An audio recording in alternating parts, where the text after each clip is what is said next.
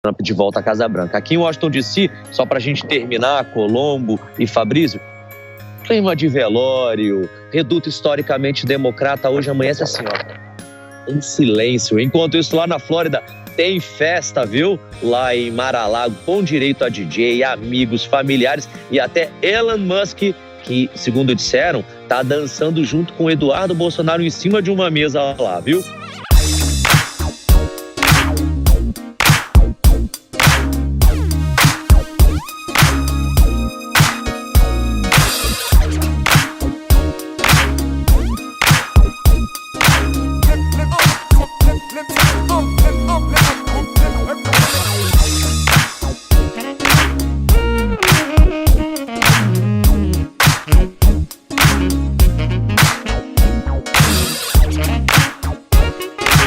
Por favor, me ajuda.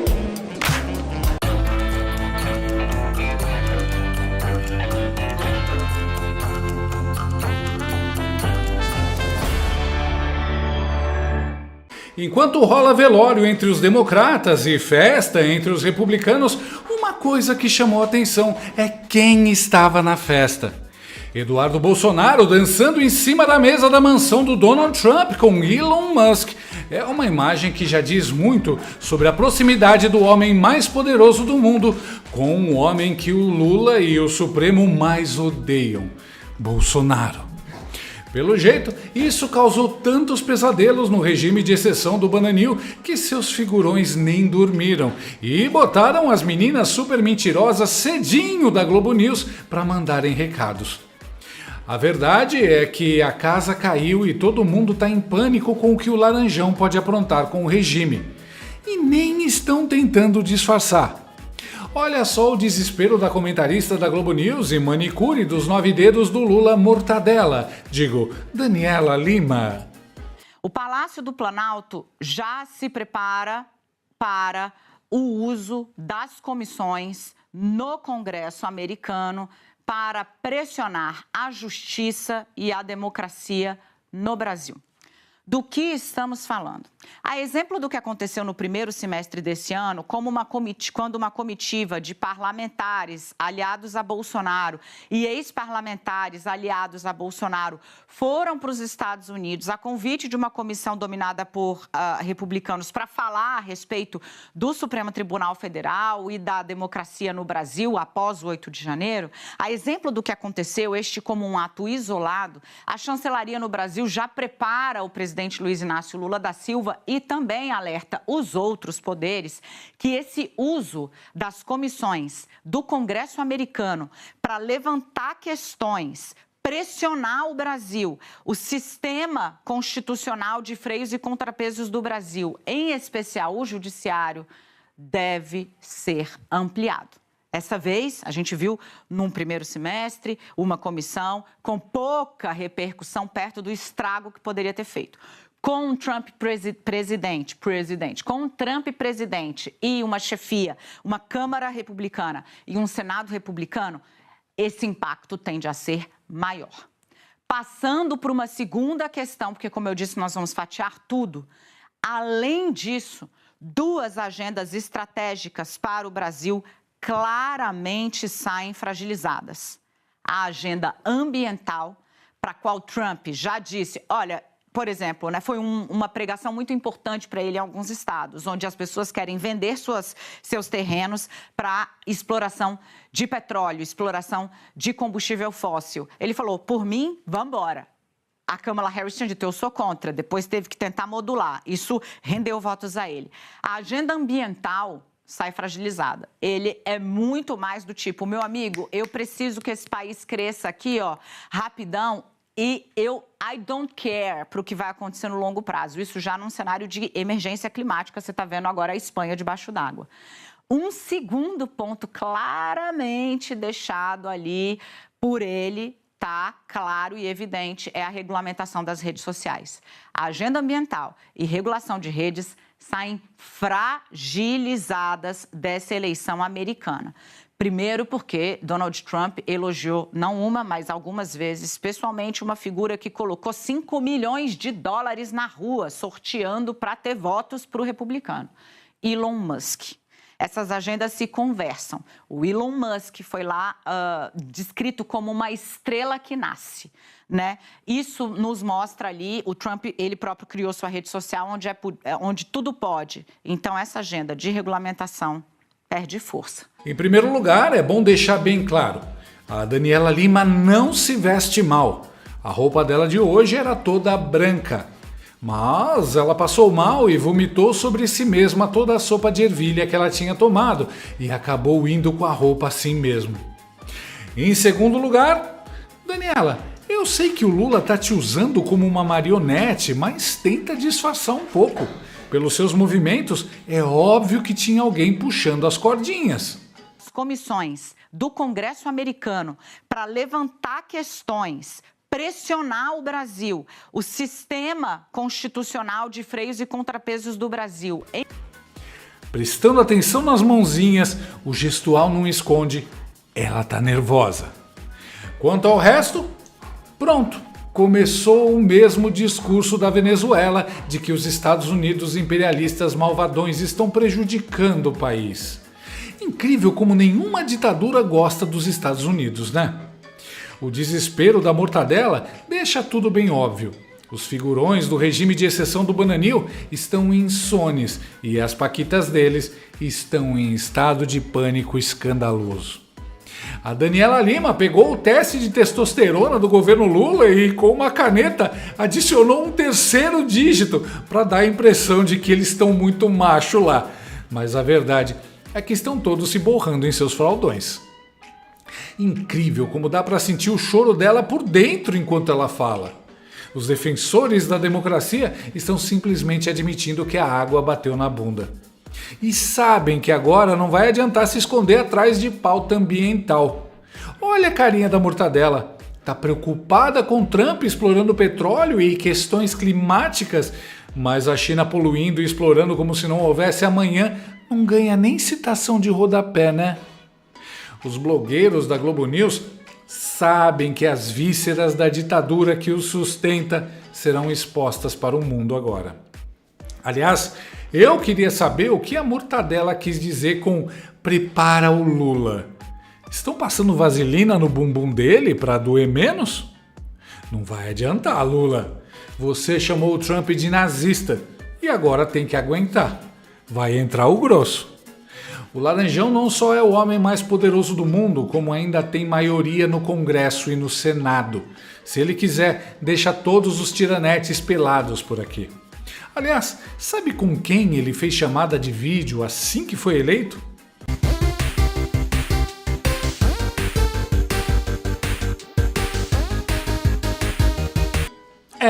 Com o Bolsonaro. Ele deve ter perguntado ao Bolsonaro por que ele não pôde ir pessoalmente lá na mansão dele acompanhar a contagem. E a resposta? Sabe, Trump, tem um tal de Alexandre de Moraes aqui e ele pegou o meu passaporte, tá ok? E sabe o que o Trump deve ter respondido? Ah, Alexandre de Moraes, aquele cara que mandou deter o meu braço direito no aeroporto em 2021. E aí o Elon Musk parou de dançar, desceu da mesa e disse: Alexandre de Moraes, eu conheço esse cara. Que mundo pequeno, hein, Lula? Quem diria que os caras que você puxou o tapete lá atrás estariam todos juntos agora, te esperando na esquina. E o pânico da Capivara Lima ficou ainda mais divertido. O Planalto admite, Donald Trump vem com mais poder e mais musculatura do que em seu primeiro mandato. Por quê? Porque Trump não só fez ali um número robusto de delegados, como, ao contrário do que quando ele venceu Hillary Clinton em 2016, ele obteve maioria do voto popular. Em 2016, aconteceu essa coisa que costuma dar nó em quem raciocina de olho no nosso sistema democrático. Nos Estados Unidos, nem sempre quem ganha leva. Hillary Clinton fez mais votos populares, mas teve menos delegados. Trump jogou um mapa da guerra, mas, digamos, estratégico. Ele mirou estados com delegados, um número de delegados importantes. E é essa soma que dá a vitória. Dessa vez, ele fez barba, cabelo e bigode. Além da vitória popular, o que obviamente dá ao mandato dele um outro status, né? Você não tem essa coisa de, mas veja, a maioria dos Estados Unidos não queria, não. Dessa vez quis. Dessa vez quis. Além dessa maioridade no mandato popular, no voto popular, Donald Trump fez um arrastão. Já já o Ricardinho vai trazer os números. Ele deve ter a maioria na Câmara, isso ainda está sendo fechado, me alertou uma colega. Ele vai ter, já fez a maioria no Senado. Então você vai ter um Capitólio, um Congresso americano republicano. E ele já montou, no primeiro mandato, uma Suprema Corte de maioria conservadora. O placar lá é 6-3. Isso, me disse um conselheiro de Luiz Inácio Lula da Silva, dá a Trump uma margem de manobra muito maior para implementar as suas ações do que no primeiro mandato. Por quê? Ainda que para algumas propostas mais polêmicas, também o Capitólio, o Congresso americano, exija a maioria absoluta, ou seja, não basta ter apenas metade dos votos mais um, você precisa ter um quórum qualificado, um quórum mais amplo para passar, o sistema de freios e contrapesos chega bem mais ameno, bem mais fragilizado para esse novo Donald Trump. Eu vou parar por aqui, enquanto eu deixo você com a mensagem desse Congresso republicano que vem por aí, para te convidar a permanecer no Conexão, aonde a gente vai, na sequência, desvelar essa segunda perna da apuração.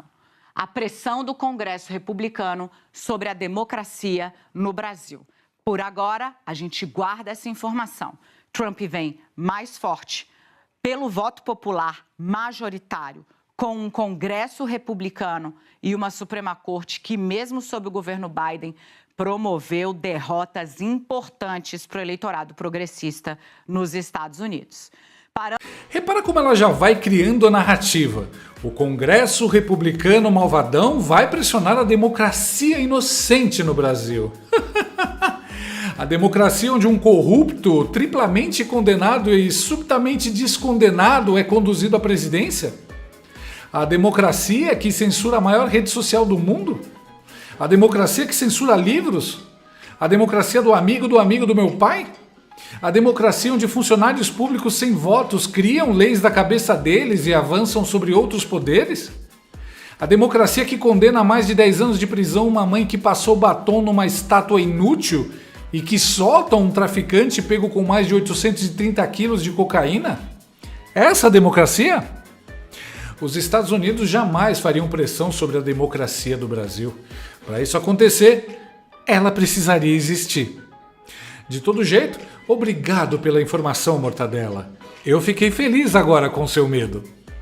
Os figurões já estão com medo, né? E a porta-voz da quadrilha já demonstra desespero. Quer dizer, alguns setores ainda tentam fingir normalidade, fazer de conta que tá tudo bem. E isso é o que dá mais na cara que eles estão em pânico. Por exemplo, todo mundo sabe que o Lula, com os fraldões cheios, parabenizou o Trump para ver se o Laranjão o pouparia por tê-lo chamado de nazista. Por favor, me ajuda.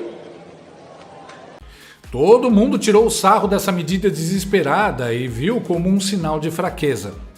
Mas a Miriam Leitão, fez malabarismo para dizer que foi um golaço. Lula chama o presidente eleito dos Estados Unidos de nazista. Veja como isso é bom. Lula acerta ao cumprimentar Trump e se diferencia de Bolsonaro. Ah, sim, Lula é um gigante por chamar Trump de nazista e agora, com a economia totalmente dependente dos Estados Unidos, falar fininho e rebolar. É um estadista, praticamente um Winston Churchill. Tia, o nome científico disso é cagaço. E repara como ela conseguiu dar um jeito de enfiar o Bolsonaro na manchete. Meu Deus, que obsessão! Quem também resolveu assobiar e fingir que nem tá preocupado é o pessoal do Soviético Tribunal Federal, o STF. Em notinha plantada pela outra menina de recados do regime, a Mônica que eu engano, digo Bérgamo, os togados disseram que estão tão tranquilos que até fazem piadas. Olha só, menina. Ministros do STF fazem piadas sobre quem terá visto para os Estados Unidos cancelado por Donald Trump. Parlamentares norte-americanos aliados a deputados bolsonaristas fazem pressão contra a corte brasileira, mas magistrados demonstram tranquilidade. Miga, o laranjão que demitiu nosso chefe vem vindo. E agora? Finge a naturalidade. Assobie. Faça piadinhas. Se demonstrar medo é pior. Tá ficando interessante. Quer dizer que eles fizeram piada e deixaram a piada interna ser publicada. Quem precisa anunciar para todo mundo que tá calmo e tranquilo, geralmente não tá calmo e tranquilo. ênfase na palavra demonstram. Aparências são tudo para essa galera. Não é por nada não, mas as questões de concessão ou cassação de vistos são competência do Executivo e do Departamento de Estado. Será que os piadistas sabem disso? Aliás, sabia que na Alemanha dos anos 30 tinha um monte de juiz bem-humorado assim, que fazia muita piadinha? Freud explica. Piadinha, risinho é coisa de quem tá nervoso. E a piada dura até o momento em que o primeiro visto é cancelado. Aí começa a choradeira. Isso é antidemocrático. E a nossa soberania? O ódio tomou conta do mundo. É preconceito, xenofobia contra brasileiros. Pois é, tinha muita gente descrente de que algo poderia acontecer. Muita gente acreditando que a ditadura aqui seria eterna e invencível. Mas olha, eles mesmos estão demonstrando preocupação. É oficial. A mídia, a esquerda e o regime estão apavorados. Perderam a contribuição que dava sustentação aos devaneios desses psicopatas globalistas, progressistas, lacradores. Quando bater o efeito do vermífugo nessa turma, o ranger de dentes será maior. Daniela Lima, mais uma vez, surge esbaforida com um verdadeiro espetáculo de alertas sobre possíveis retaliações do Congresso americano às nossas instituições tão puras. A narrativa de que os Estados Unidos estariam prontos para atacar a democracia brasileira soa mais como um roteiro de ficção dramática do que como uma análise informada sobre relações internacionais. Em vez de explicar o contexto real e os motivos de certas comissões americanas estarem questionando determinadas ações, o tom alarmista da mortadela acaba mais confundindo do que esclarecendo. Com a vitória de Trump e a retomada do controle do Congresso pelos republicanos, que já possuem a maioria no Senado e podem conquistar a maioria na Câmara, medidas contra os abusos do Supremo Tribunal Federal têm mais chances de avançar nos Estados Unidos. Além disso, Daniela quase foi às lágrimas ao perceber que a tentativa do sistema de regulamentar as redes sociais pode ser prejudicada, o que representa uma grande vitória para as liberdades dos cidadãos em todo o mundo, já que o verdadeiro objetivo do sistema é a censura. Pode sapatear de raiva, Mortadela Lima. A gente tá dançando em cima da mesa e em cima dos túmulos do autoritarismo.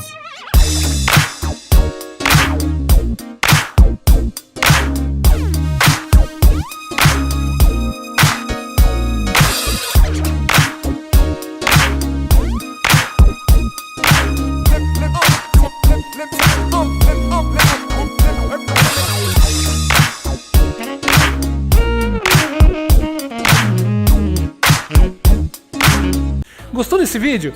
Então inscreva-se no canal, comente, curta e compartilhe com seus amigos. Não gostou? Compartilhe com seus inimigos. Até o próximo vídeo, se o mundo não acabar antes. Por hoje é só.